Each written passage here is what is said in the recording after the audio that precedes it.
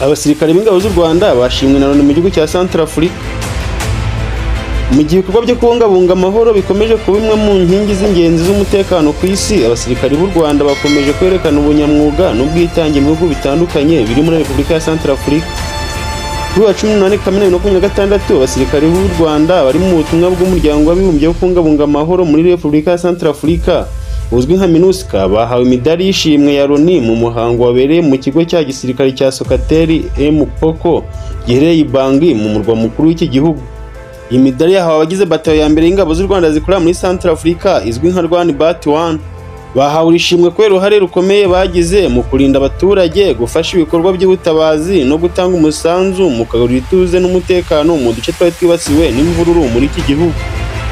Mu ijambo ryavugiye muri uwo muhango, Valentina Rugwabiza uhagarariye umunyamabanga mukuru wa Loni muri Centrafrique ndetse akaba anayobora MINUSCA, yashimye cyane abasirikari b'u Rwanda, aho yanavuze ko iyi midari ari ikimenyetso cy'uko umuryango w'abibumbye ushimira umurava, ubwitange n'ubunyamwuga bwagaragajwe n'ingabo z'u Rwanda kuva zatangira ubutumwa bwazo muri iki gihugu cya Centrafrique.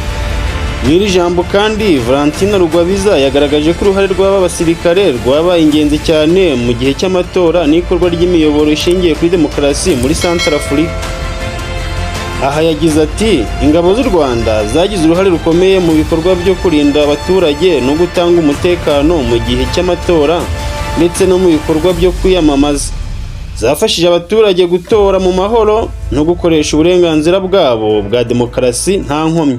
Ku ruhande rw'ingabo z'u Rwanda, umugaba wa Rwanda Bat 1 Lieutenant Colonel Paul Gasasira yashimiye ubuyobozi bwa Loni kuri iri shimwe ndetse yemeza ko abasirikare ayoboye bazakomeza gukora kinyamwuga no kubahiriza inshingano zabo zo kurinda amahoro n'umutekano w'abasivili.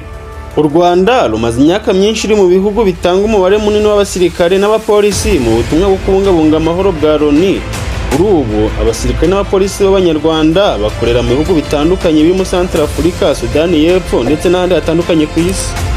Mu myaka ishize u Rwanda rwagiye rushimirwa inshuro nyinshi kubera ubunyamwuga bw'ingabo zarwo, uburyo zifasha abaturage ndetse n'umusanzu zatanze mu gukemura ibibazo by'umutekano mu bihugu byahuye n'intambara n'imvururu zitandukanye.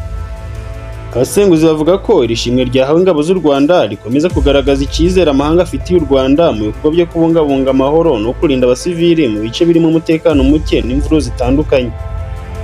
Uyu muhango wo gushimira ingabo z'u Rwanda witabiriwe n'abayobozi bakuru ba MINUSCA, abayobozi b'ingabo n'abapolisi baturutse mu bihugu bitandukanye bitanga ingabo muri ubu butumwa ndetse n'abayobozi bakuru ba Repubulika ya Centrafrique.